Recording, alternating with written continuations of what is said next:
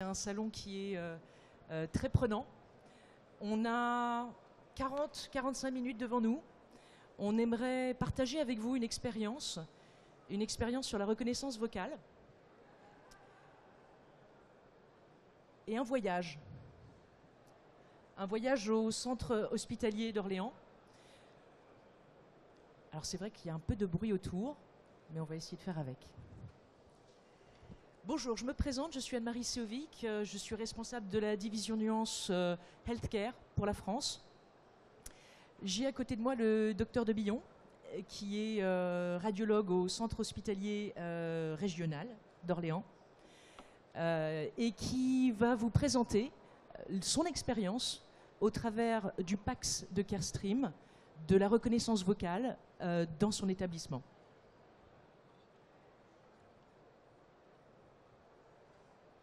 Très rapidement et très simplement, Nuance, on est un petit peu comme le sucre dans le café. On est partout et on est nulle part. Vous nous rencontrez au travers de beaucoup d'applications, beaucoup d'éléments de votre vie au quotidien, que ce soit au travers des GPS, de votre smartphone, de votre Bluetooth embarqué dans votre voiture, du multicopieur que vous pouvez rencontrer dans votre établissement ou dans votre travail au quotidien. Vous nous rencontrez aussi dans des devices un petit peu particuliers, et aujourd'hui on est au salon de la santé et de l'autonomie. Donc vous allez nous rencontrer aussi dans un bon nombre, voire la majorité, des applications dans lesquelles il faut délivrer de l'information et de la documentation au travers historiquement du clavier. Aujourd'hui, on a tout un tas d'outils qui sont à notre disposition. Et comme j'essaye de tenir mes engagements, très peu de chiffres. Un qui nous paraît quand même essentiel. Aujourd'hui, dans la partie santé, la reconnaissance vocale est utilisée par 500 000 praticiens de santé. Et ce, au travers de à peu près 10 000 établissements dans le monde. Et pour en revenir plus particulièrement à la partie médicale, lorsqu'on parle de l'art de la médecine, on a vraiment pour vocation de traiter, et je me permettrai de citer le responsable du centre hospitalier d'Orléans, que j'ai croisé tout à l'heure et qui nous disait « Moi, ce que j'attends, à la fois dans le monde numérique et dans les outils qui vont m'être mis à disposition, c'est de la valeur ajoutée dans les usages. » Et pour ces usages, on sait très bien qu'au travers du monde numérique, on va se retrouver avec un certain nombre de contraintes et d'éléments qui vont être extrêmement forts sur la vie au quotidien des praticiens de santé, à savoir à la fois la nécessité de mettre à disposition une information de façon la plus instantanée possible. Au travers de cette traçabilité aussi de l'information, garder cette transparence des soins, donc permettre effectivement que tout acte, tout élément qui participe aux soins soit indiqué et qu'il puisse être accessible. Et puisqu'on est sur un millefeuille de couches de systèmes dans le système d'information, on a aussi la nécessité dans cette traçabilité de poursuivre l'information au travers de toutes les étapes qu'elle peut rencontrer et apporter un soin tout particulier à la réduction des erreurs lorsqu'on passe d'un système à un autre. Bien évidemment, on parle aussi de l'implication de plus en plus forte du patient, c'est-à-dire qu'on l'implique dans le soin, on parle de soins curatifs, on parle aussi de soins préventifs. Et au travers de tous ces points-là, je vous renvoie aussi vers des études qui ont été faites. Il y a un livre blanc sur la radiologie aussi qui a été fait par Nuance il y a maintenant 2 ans et demi de cela, qui est disponible au travers du site web et qui prend un petit peu la température de ces différents éléments sur l'utilisation des outils numériques dans le domaine de la santé.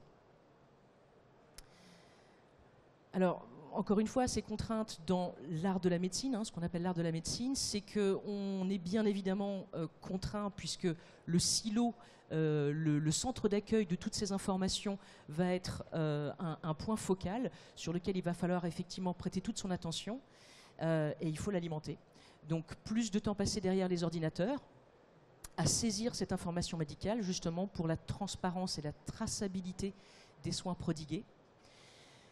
Ce point focal est bien souvent le dossier patient, le DPI, le dossier patient informatisé, qui interface et qui interfère avec les soins de la consultation, c'est-à-dire que, encore une fois, on est dans le soin, mais on est aussi dans la documentation de ce soin.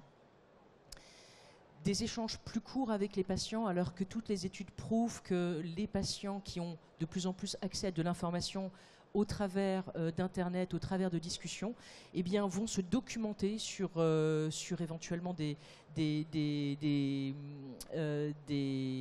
maladies ou des accidents de la vie, et vont avoir besoin de plus en plus d'échanger avec leurs praticiens et de confronter l'information qu'ils ont eue avec le praticien qu'ils ont en face d'eux.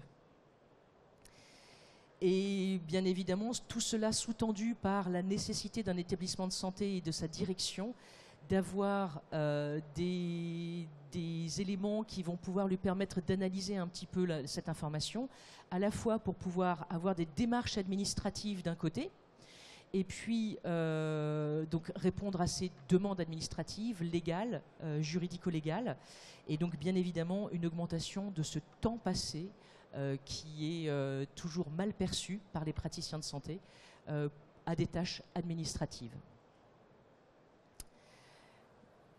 Juste un mot rapide sur la reconnaissance vocale en radiologie. L'enquête que Nuance a menée donc, auprès de 175 radiologues il y a un petit peu plus de 2 ans fait le constat suivant. Il y a aujourd'hui un radiologue sur 3 qui utilise de la reconnaissance vocale dans sa pratique quotidienne. On a aussi identifié qu'un compte-rendu est réalisé en un peu moins d'1 heure après la réalisation de l'examen. Et ce, pour à peu près 50% des radiologues. Et bien évidemment, une productivité qui est demandée avec un coût de transcription qui est diminué lorsque on implémente cette reconnaissance vocale qui permet effectivement d'avoir un confort de travail augmenté pour la très très grande majorité des radiologues et bien évidemment ce qui impacte la productivité aussi. On a bon nombre de partenaires radiologues qui sont aussi ici présents. Ce que j'aimerais surtout, c'est attirer votre attention et entendre le témoignage du docteur Debillon qui a implémenté son PACS et qui va pouvoir vous le présenter. Donc on fait un voyage à Orléans, c'est pas très loin. Et le principe étant que dans le cadre de cette implémentation, on voudrait vous donner ce témoignage vraiment de l'utilisateur et de la façon dont on est arrivé à cette utilisation. Et chose assez intéressante, c'est qu'on a aussi des éléments qui ont été capturés à la fois avant la mise en place de la reconnaissance vocale et après. Alors, première chose, je vais vous laisser peut-être présenter votre service. Oui, bonjour. Alors, donc, je me présente, je suis le docteur Gilles Debillon, je suis chef de pôle imagerie à Orléans et chef de service. Et donc, j'ai été un peu le promoteur de la mise en place de la reconnaissance vocale au sein de l'hôpital. Donc, c'est quand même un hôpital assez important qui a quasiment la taille de certains CHU, puisqu'on a quand même 3 scanners, 2 IRM à 5 Tesla. Et comme on va bientôt déménager dans ce qu'on appelle le nouvel hôpital, où tous les sites vont être réunis en un seul site, on va avoir une 3e IRM qui sera une IRM 3 Tesla. On a 10 salles de radiologie standard. On réalise sur chaque IRM à peu près plus de 4500 actes par an, 29 000 actes sur les 3 scanners, avec plus de 15 500 actes sur le scanner qui est proche du SAU. D'ailleurs, le 3e scanner, qui sera un scanner à 5 Tesla quand même, le scanner 3 Tesla sera en radio centrale, mais le scanner à 5 Tesla sera proche du SAU aussi. On est une équipe de 20 radiologues, tous radiologues confondus, c'est-à-dire qu'on a un service de neuroradiologie et un service de radiologie femmes-enfants et un service de radiologie adulte.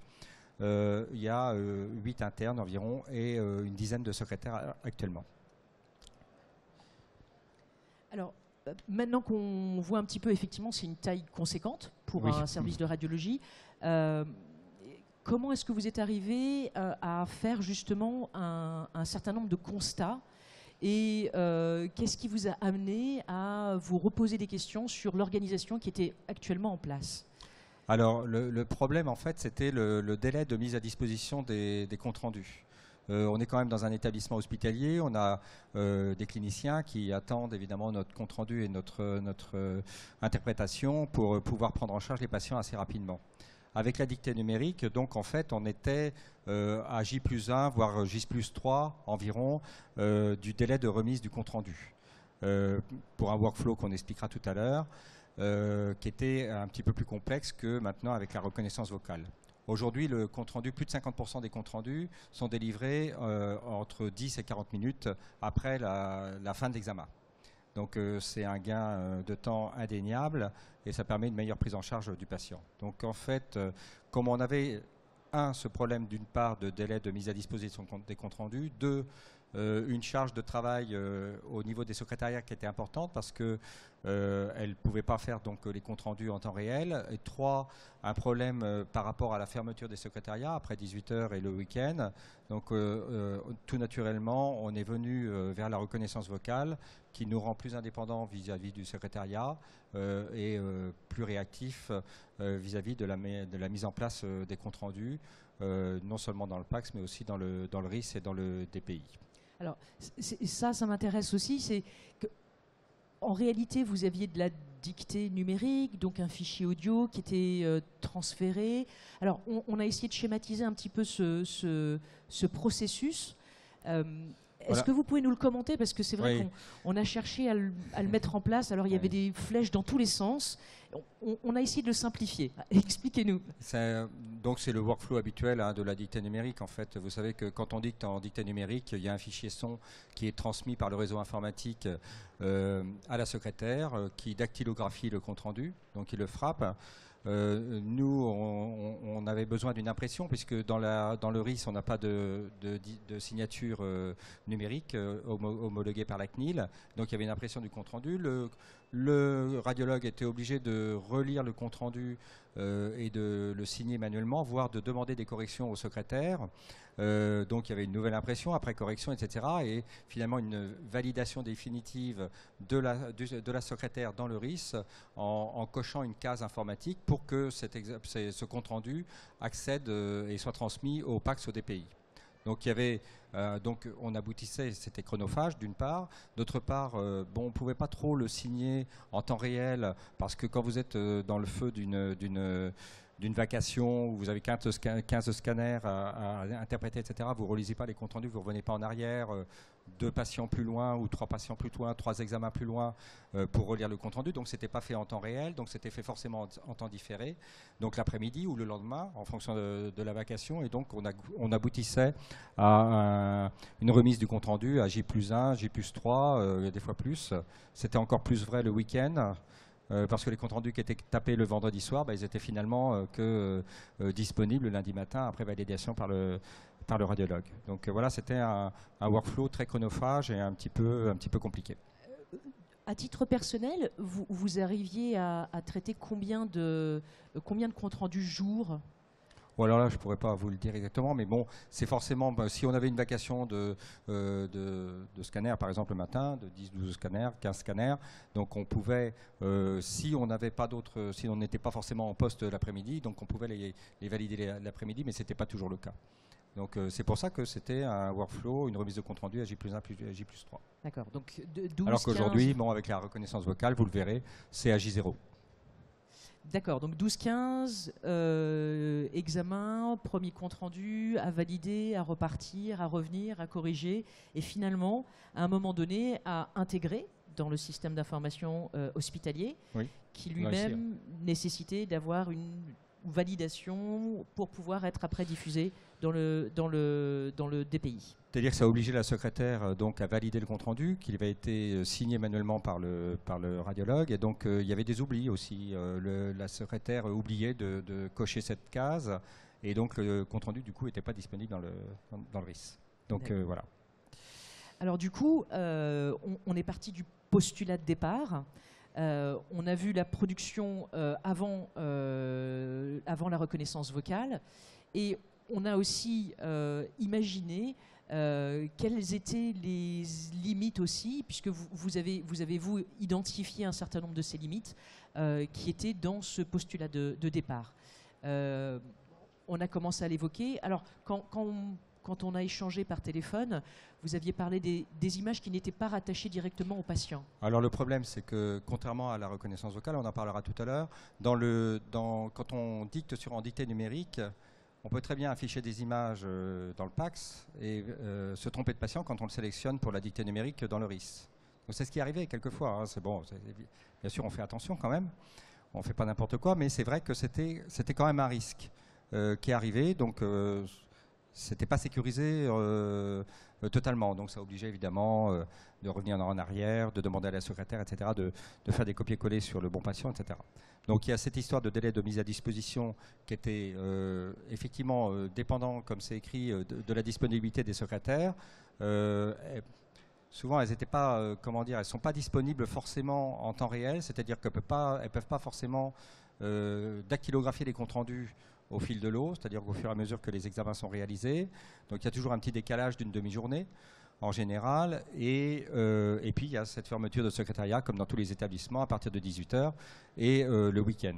Donc on en parlera tout à l'heure, mais c'est important pour les gardes des internes et pour les astreintes des radiologues de pouvoir être indépendants et de pouvoir faire un compte-rendu propre, dactylographié en fait, par reconnaissance vocale, en tout cas imprimé et en garde.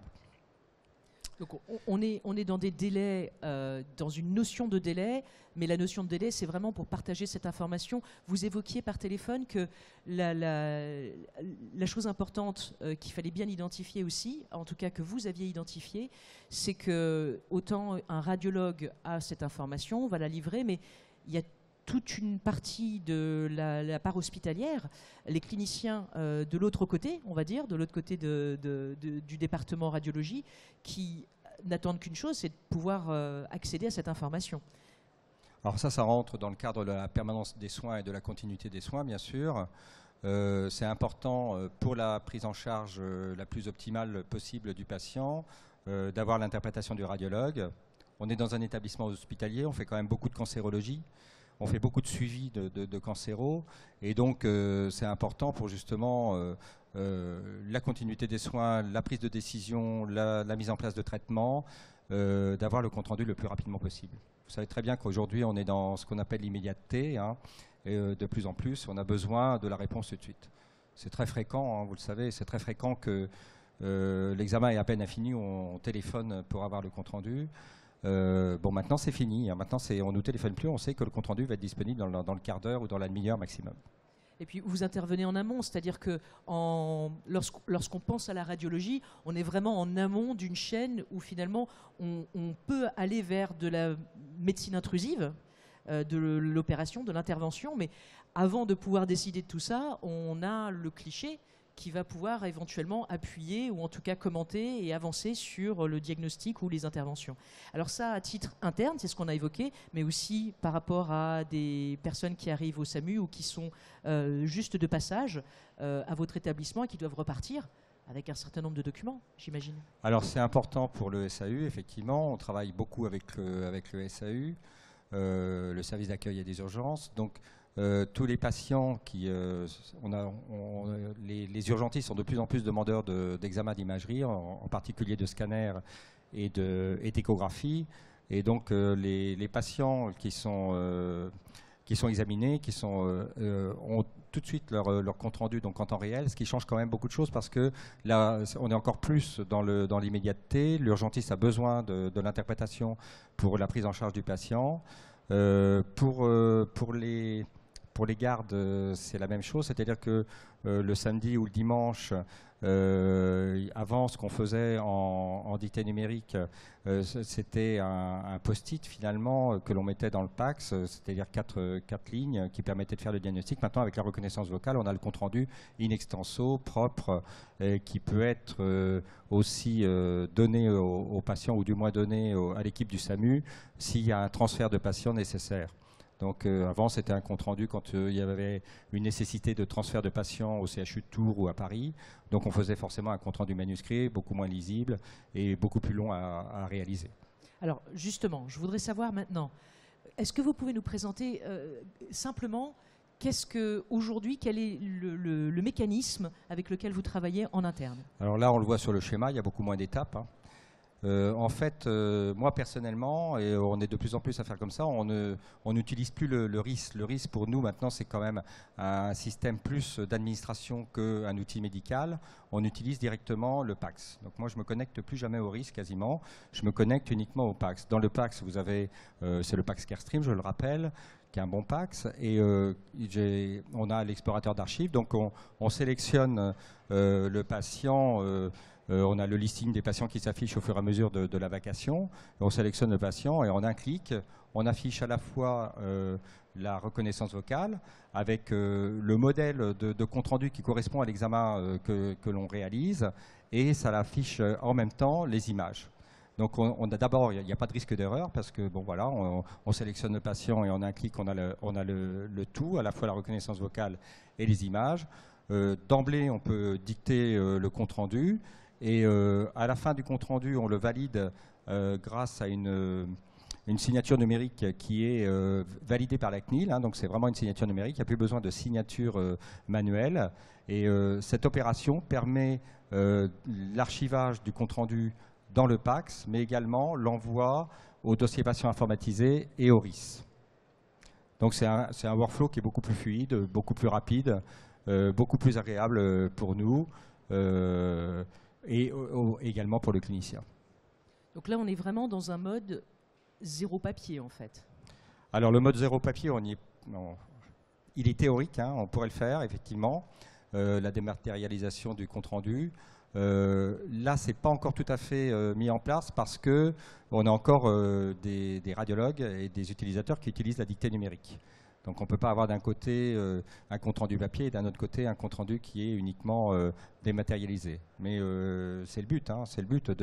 On sait que notre dossier patient actuellement n'est pas totalement déployé, donc c'est aussi une limite à la suppression du support papier pour le compte-rendu. Mais je suis certain que dans quelques années, peut-être même avant, on aura supprimé le compte-rendu papier. En tout cas, c'est effectivement des choses sur lesquelles on a la capacité d'eux. Après, c'est vrai que c'est un projet d'établissement qui inclut aussi bon nombre de ces couches des systèmes d'information. En quelques mots, on a parlé de la mise en place de l'ancien schéma, de la mise en place de la reconnaissance vocale. J'ai été impressionné par les chiffres aussi que vous nous avez donnés sur le gain de temps et le fait de pouvoir mettre effectivement à disposition immédiatement le compte-rendu. Sur le gain de temps, est-ce qu'on peut aller directement peut-être là-dessus et on reviendra. Est-ce que vous pouvez nous commenter, c'est des chiffres que vous nous avez fournis sur votre établissement et sur la façon dont l'organisation complète a été complètement transformée? Alors là, c'est les chiffres qui vous montrent en fait le délai de mise à disposition du compte-rendu après la fin de l'examen, hein, après la dernière image de l'examen. Et donc on voit qu'il y a 50% des comptes rendus qui sont donnés entre 1 minute hein, quasiment et 40 minutes.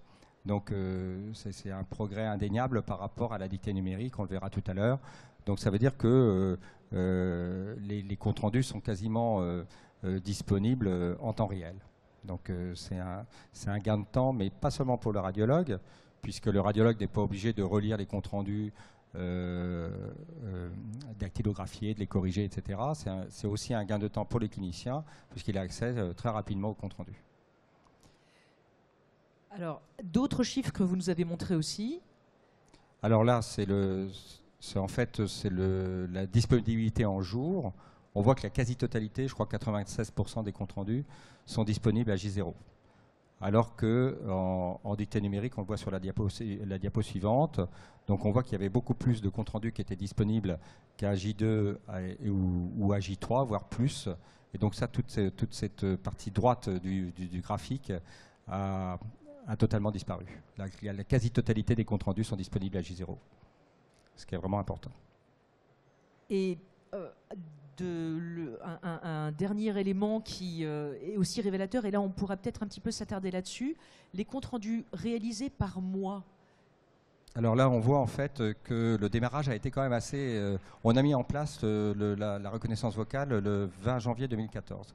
Donc on voit qu'au mois de janvier, bon, il n'y avait pas énormément de comptes rendus, enfin 400 à peu près.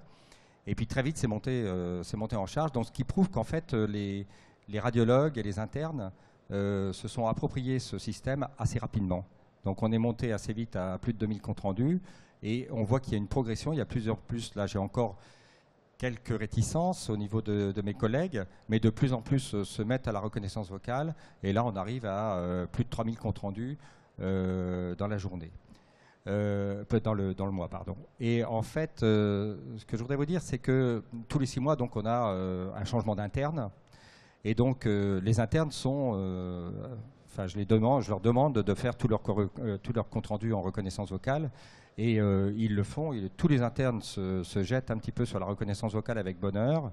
La formation est assez rapide, hein, puisque ça demande à peu près 15 minutes de formation en lisant des diapos, ce qui est une formation quand même assez efficace. Et d'emblée, vous pouvez dicter un compte-rendu qui est tout à fait correct, hein, qui ne vous demande pas qui vous demande pas beaucoup de corrections. Et donc les internes le font. Alors le gros avantage, et c'est une des raisons pour lesquelles on a pris aussi la reconnaissance vocale, c'est que le gros avantage, c'est qu'ils peuvent valider leur compte-rendu. Il y a plusieurs degrés de validation du compte-rendu, et eux, ils le valident en préliminaire. C'est-à-dire que c'est bien marqué que c'est l'interne qui a fait un compte-rendu en préliminaire et qui va être validé ensuite par le senior. Donc en journée, on relie avec eux les comptes rendus. On a l'avantage de voir le compte rendu et en même temps de voir les images. Donc on voit avec lui ce qu'il a fait, ce qu'il a rédigé. On lui donne des conseils sur la façon de rédiger le compte rendu. Et s'il y a des erreurs d'interprétation, évidemment, on les corrige. Et en garde, c'est là où c'est le plus important, parce que quand ils sont en garde sur place, donc la nuit et le week-end, ils font leur compte rendu en préliminaire, et nous, seniors, le lendemain matin, le lendemain de la garde, on les revoit avec eux, mais on voit les images en même temps que le compte rendu. Ce qui n'était pas du tout le cas avec la dictée numérique, on ne pouvait pas. Hein, ils dictaient le compte rendu la veille ou dans la nuit, le compte rendu était dactylographié dans la matinée, mais quand on faisait le rapport de garde à 8h30, on n'avait pas le compte rendu disponible. Donc là, on a vraiment le compte rendu en même temps que les images. C'est vraiment très formateur pour les internes, tant sur le plan de l'interprétation radiologique que sur le plan de rédaction, parce que bon, il y a des règles, hein, bien sûr, il y a de rédaction des comptes rendus ou des mots utilisés. Donc ça a été vraiment pour nous, ça a vraiment changé la vie et des internes et des seniors. Alors maintenant, on va aussi vous demander. Enfin, moi, j'avais pour intention aussi de vous demander pour les secrétaires, qu'est-ce que ça représente à la fois pour elles, pour l'organisation du service et bien évidemment pour le patient. Alors pour les secrétaires, c'est bien sûr une diminution de la charge de travail. Hein. De toute façon, je pense qu'on se dirige. Enfin, la frappe en ligne, c'est à mon avis, c'est fini, enfin, c'est terminé. D'ailleurs, toutes les secrétaires nouvelles qui arrivent dans le service, elles n'ont pas eu de formation de frappe. Hein, et on considère qu'elles apprennent tout seules. Donc la frappe en ligne, à mon avis, c'est terminé. Et donc, elles sont plus orientées, bien sûr, vers l'accueil du patient, l'information du patient, la réponse aux appels téléphoniques. On avait quand même 50% des appels téléphoniques qui étaient perdus. Hein, vous savez que quand quelqu'un téléphone, au bout de 3 sonneries, il raccroche. Ben là, c'était le cas. Donc là, c'est moins le cas. On arrive, bien sûr, tous les appels ne sont pas encore pris à 100%, mais on est bien en dessous de 50% d'appels perdus. Donc, il y a une charge de travail aussi qui était importante. C'était évidemment le lundi matin, au retour après la garde de week-end. Tous les comptes rendus qui avaient été dictés, on en dit, je ne sais pas, c'est entre 40 et 50 comptes rendus qui sont faits dans le week-end. Tous les comptes rendus étaient à taper le lundi matin. Donc, chose qui n'existe plus maintenant, puisque les comptes rendus sont faits en reconnaissance vocale par l'interne. Donc ça, c'est vraiment important. Et vous disiez aussi que pour certains patients, il y avait la nécessité, voilà, c'est pas chaque patient est particulier. Certains avaient besoin aussi de plus d'accompagnement ou pour des soins ou des examens un petit peu plus spécifiques. Cette approche et ce premier contact était au niveau du secrétariat et que là, vous pouviez vraiment apporter aussi une différence significative. Ben, c'est-à-dire qu'elles sont beaucoup plus, comme elles sont libérées de la frappe, elles sont beaucoup plus disponibles pour l'accueil des patients. Donc ça change beaucoup. Ce que je voudrais dire aussi par rapport aux patients, c'est qu'avant, les patients qui étaient adressés en externe par un médecin de ville, ne repartaient pas systématiquement avec leur compte-rendu et leur CD d'examen, parce que bon, il y a des comptes-rendus qui sont un peu plus longs à faire, etc. Donc c'était fréquent que les patients ne repartaient pas avec leur compte-rendu. Maintenant, avec la reconnaissance vocale, systématiquement, ils repartent avec le CD de l'examen et le compte-rendu, signé numériquement. Donc tous les radiologues qui utilisent la reconnaissance vocale s'astreignent en tout cas à donner le compte-rendu en temps réel aux patients, ce qui n'était pas possible avec la dictée numérique. Hein. Comme je vous l'ai expliqué, la secrétaire n'est pas toujours disponible pour taper le compte-rendu en temps réel. Donc quand on lui demandait de façon instamment, bon, elle le faisait, mais ce n'était pas toujours facile. Alors, on souhaite bien évidemment voir les aspects satisfaisants. Peut-être aussi si vous avez des commentaires à faire sur les limites. Alors, en fait, c'est une reconnaissance vocale quand même qui est intéressante parce que c'est un dictionnaire qui est orienté radiologie. Donc, vous avez des termes, vous n'avez pas besoin de les rentrer. Hein. Les termes, ils existent déjà. Hypersignal T2, par exemple, en IRM, il l'écrit du premier coup sans aucun problème. Des maladies un petit peu particulières, maladie de Charcot-Marie-Tooth, il peut l'écrire sans aucune faute d'orthographe. Donc c'est une reconnaissance vocale qui est puissante, qui est ergonomique, qui est fonctionnelle, qui est rapide. Hein.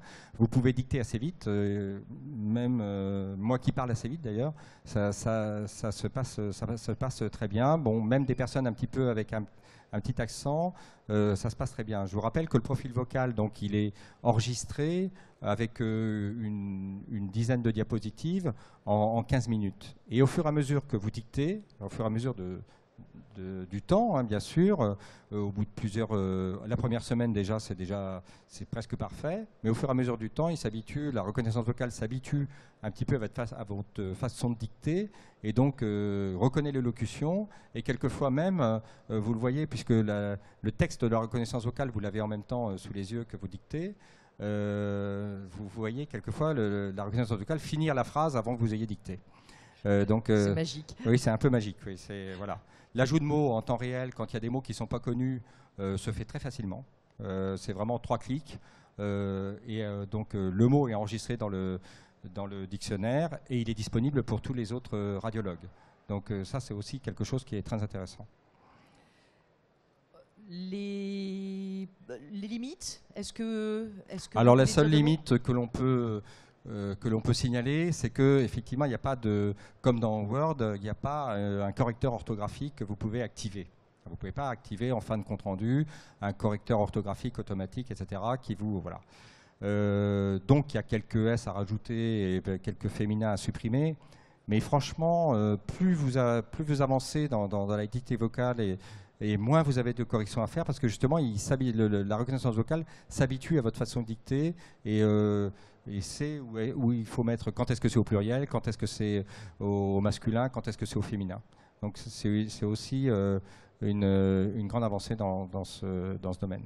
La langue française a ça de magique, c'est qu'elle a peut-être plus d'exceptions que de règles dans son orthographe et dans sa syntaxe. Ouais. Et c'est pour ça que ça nécessite effectivement beaucoup de R&D chez nous pour pouvoir s'adapter effectivement à des règles très vastes dans les différents domaines de la conjugaison et de la syntaxe orthographique. Quelques éléments, puisque on identifie quand même le CHR d'Orléans comme un élément. Alors, on a vu quelques slides, il y a eu quelques mois d'implémentation, et ça sera une de mes questions tout à l'heure. Aujourd'hui, les clés du succès, à votre sens, ont été lesquelles ? Alors, d'abord, il faut quand même motiver ses collègues. Hein. Il faut quand même un leader.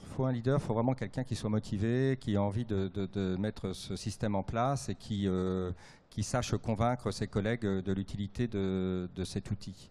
Alors moi, ce que j'ai fait, effectivement, j'avais un peu la reconnaissance vocale, je l'ai eu en test quelques semaines, et du coup, j'ai fait tester tous mes collègues, qui ont tous adhéré, hein, qui m'ont dit tous qui allaient l'utiliser. Alors, évidemment, l'utilisation dépend un petit peu quand même de la personnalité de chacun. Il y en a qui peuvent s'y mettre, tous les internes s'y mettent sans problème. Hein, après, les personnes un peu plus âgées, c'est un peu plus difficile, mais moi, j'ai des radiologues de plus de 60 ans qui s'y sont mis sans aucun problème. Bon, j'ai des radiologues un peu plus jeunes qui ont plus de difficultés. Mais bon, voilà, il faut essayer il faut un leader. faut motiver les gens. Après la formation, oui, alors la formation, il faut un accompagnement, bien sûr. Nous, on a eu l'accompagnement de la société Carestream, qui était finalement, qui était bien, mais qui est pas, comment dire, je veux dire, il ne faut pas une formation de 2 jours. En 1 heure, vous pouvez former un radiologue sans aucun problème. Donc, c'est une formation qui est assez courte, en fait. Bon, elle est nécessaire, mais elle est courte. Et puis, il faut aussi, concernant la personnalisation, on peut bien sûr, chaque compte-rendu peut être destiné à un groupe de médecins, mais il peut être aussi personnalisé par utilisateur. C'est-à-dire que chaque utilisateur peut avoir son style de modèle, son style de compte-rendu. Et donc ça, c'est aussi une motivation supplémentaire. Alors, pour vous laisser aussi un petit peu de temps pour les questions et les réponses, les conseils, vous l'avez dit, vous vous assurez aussi en amont de l'adhésion des radiologues, donc les impliquer, avoir un leader, pouvoir les faire rentrer de plein pied dans le projet. L'autre conseil que vous pourriez formuler ? Alors, c'est vrai que de visiter un site qui utilise la reconnaissance vocale depuis quelque temps, je peux vous inviter à Orléans si vous voulez, c'est très bien. Avec plaisir. C'est très dictique, c'est-à-dire que vous voyez vraiment les avantages de la reconnaissance vocale au quotidien. Vous le voyez marcher, vous le voyez fonctionner, vous voyez comment est le workflow, etc. Vous pouvez questionner les gens, questionner les secrétaires, questionner les radiologues, les internes. Et donc, moi personnellement, j'ai été convaincu en allant à l'hôpital Lariboisière et en voyant la reconnaissance vocale fonctionner dans le service du docteur Résine, le neuroradiologue. Et c'est ça qui m'a convaincu. C'est vrai que de la voir fonctionner, on se dit bah non, c'est ça qu'il me faut, c'est évident, quoi. Ça paraît évident. Quand on le voit fonctionner, ça paraît évident. Est-ce que vous avez des questions ? Moi, je démarrerai avec la première question sur... on a parlé de la technologie satisfaisante, du fait que vous l'utilisiez au travers de la solution Carestream. Vous aviez évoqué aussi autre chose, parce que finalement, c'est un outil qui va vous permettre effectivement d'avoir toute la fluidité et toute la capacité de la solution de PACS de Carestream. Vous aviez évoqué un autre élément, c'est que finalement, dans l'utilisation de la reconnaissance vocale, du compte-rendu, l'intégration et la solution vous permettez aussi d'aller accéder aux différents comptes-rendus antérieurs, aux clichés, et avoir un certain nombre de modèles. C'est bien ça ? Oui, alors c'est pour ça qu'il faut le voir. C'est-à-dire que quand vous cliquez sur le petit micro de l'explorateur d'archives, donc il affiche l'examen et il met en route la reconnaissance vocale, mais il vous affiche aussi automatiquement le compte-rendu antérieur. Et ça, c'est quand même bien parce que vous avez sur l'écran, vous savez qu'une console PACS, c'est 3 écrans, 2 écrans destinés à l'imagerie et un écran administratif, on va dire. Et c'est sur cet écran qu'il y a la reconnaissance vocale. Donc vous avez à la fois des visus, ce que vous dictez, au fur et à mesure que vous dictez, vous voyez le texte s'afficher, ce qui vous permet d'ailleurs, quand vous avez un oubli, que vous êtes interrompu dans votre compte-rendu, de revenir en arrière et de ne pas être obligé de réécouter la dictée numérique quand c'est une dictée numérique. Donc là, vous revenez vraiment en arrière. Et surtout, vous avez le compte-rendu antérieur. Et donc le compte-rendu antérieur, c'est vraiment important, puisque qu'est-ce qu'on fait ? On compare souvent en cancéro un examen qui a été fait avec celui qui a été fait 6 mois avant. Et donc vous avez le compte-rendu 6 mois avant, en temps réel. Vous pouvez voir justement ce qui avait été signalé lors du dernier passage. Mais il y a plein de petits outils comme ça. Il y a les commandes vocales, bien sûr, mettre en gras, mettre en majuscule, etc. Il y a plein d'outils comme ça qu'il faut voir fonctionner pour comprendre que la reconnaissance vocale aujourd'hui, elle est totalement mature et que elle permet de faire des comptes rendus qui sont précis et bien rédigés, en fait.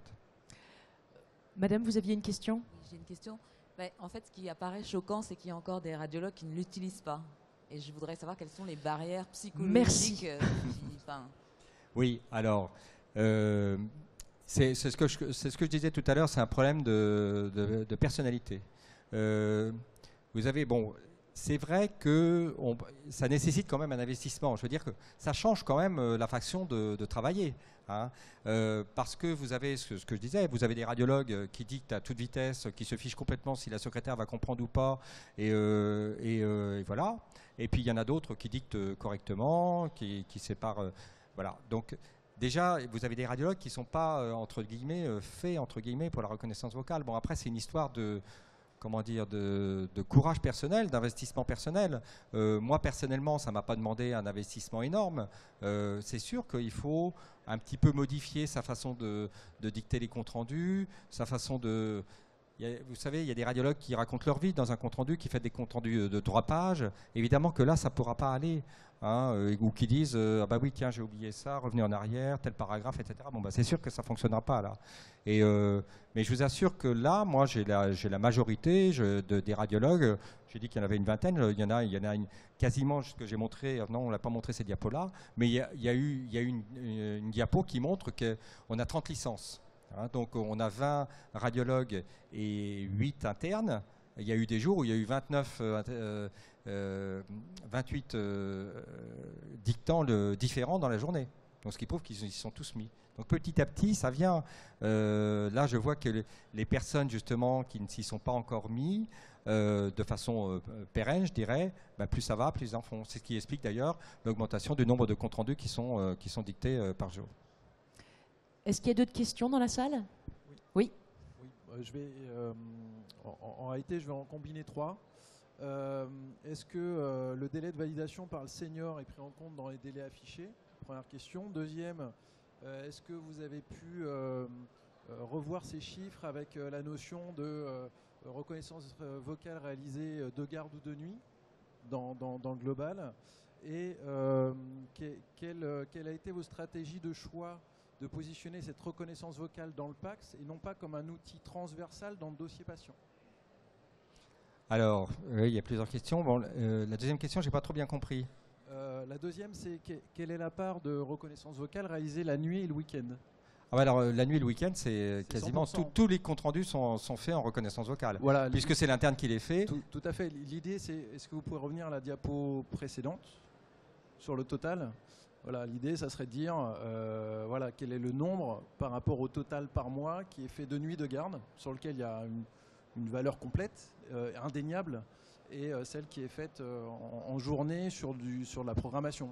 Oui, vous avez raison. Les comptes rendus, alors après, ça dépend aussi de la rapidité de l'interne.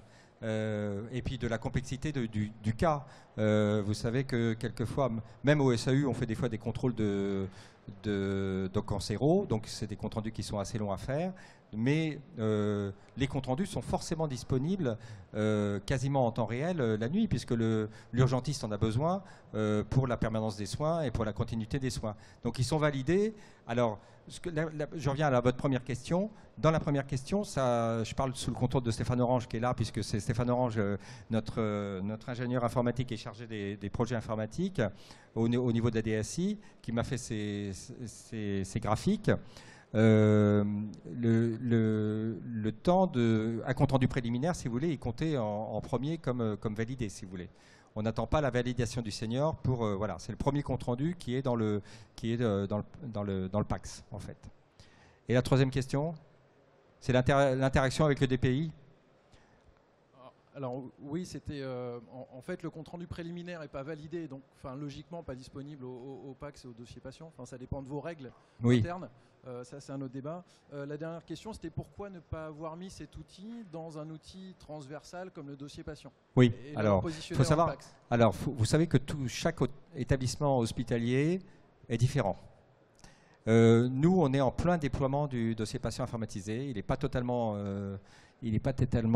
déployé. Alors c'est vrai que je crois que c'est aux États-Unis où ils se servent énormément du dossier patient. Ils travaillent moins directement sur le PACS.